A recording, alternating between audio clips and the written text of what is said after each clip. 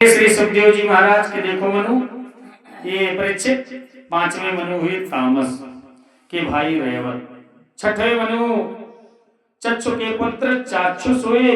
इस मनवंतर में भगवान समुद्र मंथन कराए और अमृत पिलाए। अजीत, कच्छप, मोहिनी आदि अनेक अवतार हुए। राजा परीक्षित पूछते हैं, गुरुदेव भगवान ने किस प्रकार समुद्र मंथन करवाया और कौन कौन से रत्न राशि समुद्र से निकले, यह सब बताने की कृपा प्रदान करें। श्री सुखदेव जी कहते हैं, परीक्षित एक बार दुर्वासा ऋषि भगवान नारायण का दर्शन कर वैकुंठ लोक से जा रहे थे। मार्ग में उन्होंने देवराज इंद्र को देखा तो भगवान की प्रसादी माला इंद्र को भेंट कर दिए, परंतु इंद्र ऐश्वर्य में इतना मतवाला हो गया था, अंधा हो गया था, उसने वह माला ऐरावत हाथी के गले में डाल दिया। ऐरावत ने वह माला अपने सूंड से निकाला और पैर से कुचलने लगा। यह देखकर दुर्वासा ऋषि को अत्यंत क्रोध आ गया, क्योंकि देखो हाथी जो है कुछ ऊपर रख दीजिए सिर पर तो ज्यादा देर तक रख नहीं पाता, उठा करके फेंक देगा। तो माला फेंक दिया, कुचल दिया। दुर्वासा ऋषि देखे तो क्रोध में आ गए, तो इंद्र को श्राप दे दिए कि जा, तुझे अपने ऐश्वर्य पर बहुत ही अभिमान है, तो बहुत ही जल्द तू अपने ऐश्वर्य से चित्त हो जा, तुम्हारा ऐश्वर्य छीड़ हो जाए। अब श्राप तो दे दिए। इधर जब असुरों के गुरु श्री शुक्राचार्य जी को पता चला कि राजा इंद्र को श्राप मिल गया है दुर्वासा ऋषि का, तो दैत्यों को लेकर के, उस समय के राजा थे दैत्य के राजा बलि, आक्रमण कर दिए कहां, देवताओं को। अभी नहीं श्राप था तो ये स्वर्ग भी पराजित हो गए। दुखी देवता भाग करके गए कहां, नारायण भगवान की शरण में। भगवान ने नारायण ने कहा, देखो देवताओं, तुम संधि कर लो दैत्यों से। देवताओं से कहे संधि कर लो। देवता बोले, प्रभु ये बतलाइए, वो हमारे शत्रु, हम संधि उनसे कैसे कर ले, वो हमारी बात मानेंगे और हम उनकी बात क्यों माने।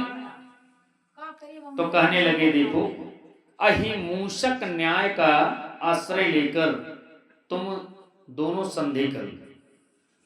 सभी देवता बोले कि महाराज प्रभु ये अहिमूषक न्याय क्या है। कहने लगे, देखो एक सपेरा था, जंगल में गया तो एक सांप को उसने पकड़कर अपने पिटारी में डाल दिया, ले आया घर में रख दिया। अब घर में जब रख दिया, कई दिनों तक उसे सर्प को कुछ भोजन नहीं दिया। और सर्प वहां पिंजड़े में पड़ा हुआ है, जहां रखा था उसी के नीचे से चूहा पिटारी काट कर अंदर घुसा। और जैसे घुसा, सर्प को देखा, तब इसका तो डर के मारे कोई सीमा ही नहीं कि अब तो ये हमें खा लेगा। सर्प जैसे देखे तो कह रहे, अरे मामा तुम यहां कैसे आ गए। अरे ये सपेरा तो बड़ा ही अन्यायी है, कई दिनों से हमें बंद करके रखा है लेकिन कुछ खाने को भी नहीं दिया, और तुम भी आकर के यहां फंस गए। चूहा डर के मारा कुछ बोल नहीं रहा। बोले, रे मामा यहां से बाहर निकलने का रास्ता बनाओ। ये बोल रहा है कि अरे भाई अब तुम हमको खा लोगे। बोले, ये बतलाओ, यदि मुझे तुम्हें खाना ही था तो इतने देर से तुम्हारे साथ बकवास क्यों करते, अब तक तो तुम्हें खा लिए होते। लेकिन देखो अब हमने चूहे खाना बंद कर दिए, अब हम मांस नहीं खाते। चूहा निश्चिंत हुआ कि बात तो सही कह रहा है, बोले तब, बोले काम करो, पिटारी को और थोड़ा चौड़ा काटो ताकि हम भी बाहर निकल जाए। बोले ठीक है।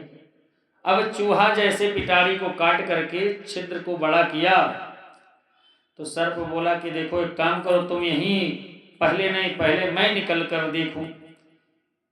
तो चूहा बोला अरे तुम बाहर निकल कर खा लोगे। बोले अरे यार खाना होता तो अब तक कब का खा लिया होता, पहले मैं निकल जाऊं, कहीं तुम निकल गए और मैं नहीं निकल पाया तो मैं भी फंसा रह जाऊंगा। चूहा बातों में आ गया, बोला ठीक है।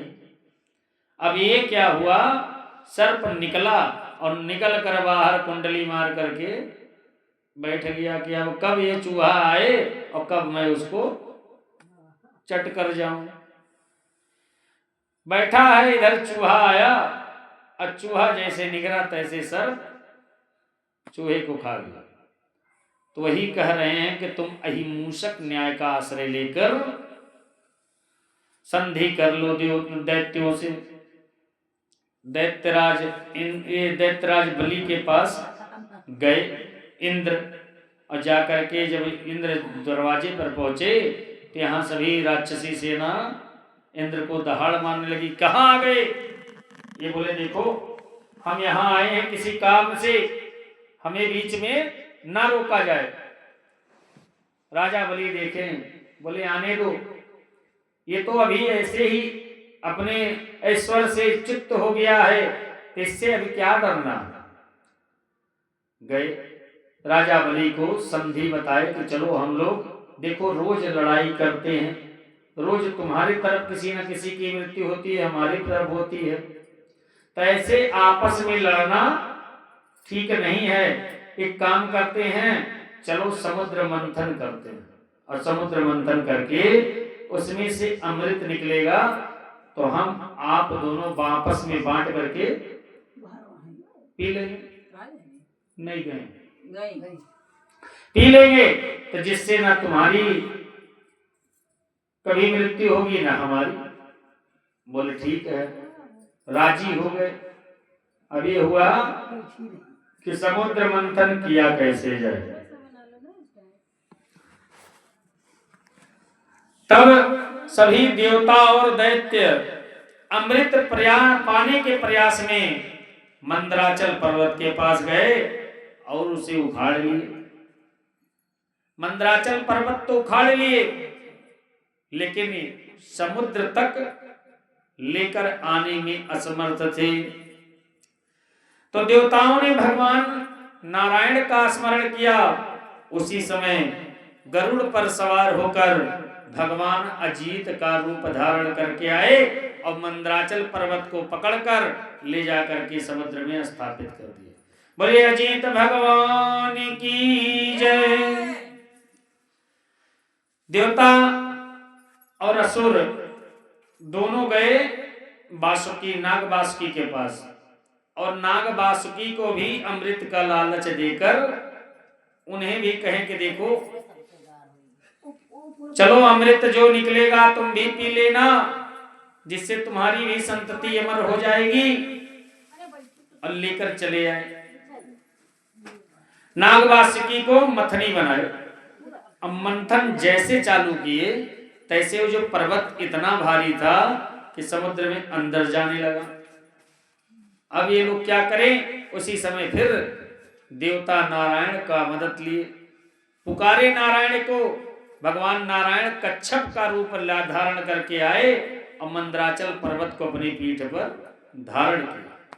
बोलिए कच्छप भगवान की जय। कछुआ का ऊपर का भाग बहुत ही मजबूत होता है,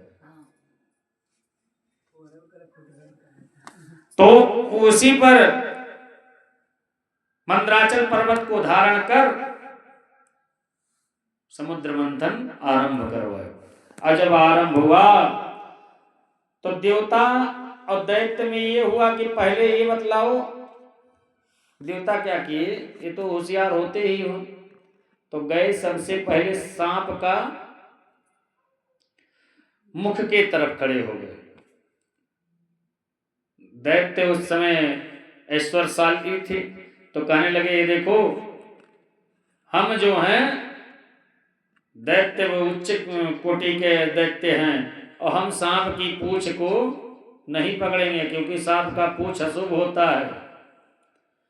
सांप की पूंछ पकड़ने वाले नहीं, और भी हम ऐश्वर्य हमारा है, तो तुम जाओ सांप की पूंछ के तरफ और हम सर्प के मुख के तरफ खड़े रहेंगे। देवता तो यही चाह रहे थे कि हम जो करेंगे उसकी विपरीत ही वो लोग करेंगे। ये लोग चाह रहे थे कि अगर मैं पहले पूंछ पकड़ लिया तो ये दैत्य भी पहले पूंछ पकड़ेंगे, तो इसीलिए मुख के पास खड़े थे। और जब दैत्य चाहें कि मैं पूंछ नहीं पकड़ूंगा, मुख के तरफ रहूंगा, तुरंत देवता लोग आ गए पूंछ के तरफ, दैत्य गए मुख के तरफ। अब आरंभ हुआ मंथनी। जैसे मंथन आरंभ हुआ उसी समय अब नाग वासुकी के मुख से फुफकार निकलता, असुर वहां झुलसने लगे। उसी समय भगवान नारायण मंद मंद बारिश कराना आरंभ की। मंद मंद बारिश हो रही है। इधर नाग में निद्रा के रूप में समाहित हो गए, असुरों में असुरी शक्ति के द्वारा समाहित हुए, और देवताओं में देवताओं की शक्ति के द्वारा समाहित हुए। विभक्त अपने आप को करके सब में समान बल पहुंचा रहे हैं। उसके बाद सबसे पहले निकला क्या, तो कहते हैं जब कोई अच्छा कर्म करने जाओ तो उसका परिणाम पहले बुरा ही होता है। सबसे पहले हलाहल विष निकला। अब 10 दिशाएं जलने लगी। तब सभी देवता नारायण के पास गए कि महाराज, हे प्रभु रक्षा करिए। बोले देखो भाई, हम तो विष पीने वाले नहीं, अगर कोई पी सकता है तो वो है कौन? देवाधिदेव महादेव। सब महादेव की शरण में गए कि हे प्रभु रक्षा कीजिए, नहीं तो ये विष तीनों लोगों को दहन कर देगा, इससे हमारी रक्षा कीजिए, हम आपकी शरण में हैं। भगवान शंकर प्राणियों की इस दुख को देखकर माता पार्वती की अनुमति से हलाहल नाम का विष पी गए। कैसे? अपने हथेली पर रखे और पान कर लिए। माता पार्वती सोची कहीं उदर में अगर गया तो भगवान के हृदय में कौन थे? शंकर जी के राम जी। तो ये राम जी का ध्यान लगाते हैं, अगर कहीं हृदय में उतर गया तो ये राम जी का ध्यान टूट जाएगा, तो इन्हें और कष्ट हो जाएगा, कहीं बावले ना हो जाए। तो क्या की यहीं पर विष को कंठ में समेट दी। इसीलिए भगवान का एक नाम नीलकंठ पड़ा। बोले नीलकंठ महादेव की जय। विष पीते समय जो 1-2 बिंद नीचे धरती पर गिर गए, उसी से सांप बिच्छू उन लोगों ने ग्रहण किया, तब से ये जहरीले हो गए। और कुछ औषधियों ने ग्रहण किया, जिससे पुनः मंथन आरंभ हुआ। अब की बार कामधेनु गाय निकली, जिसे ऋषि मुनियों को प्रदान की गई। देवता बोले हम क्या करेंगे, दैत्य बोले हम क्या करेंगे। तो ये हुआ कि ऋषि मुनियों को दे दिया जाए। यही दूध घी, दूध से अपना उपवास व्रत करते रहेंगे और घी से हवन करते रहेंगे, तो इनका काम इसी से चल जाएगा। कामधेनु गाय ऋषि मुनियों को दे दी गई।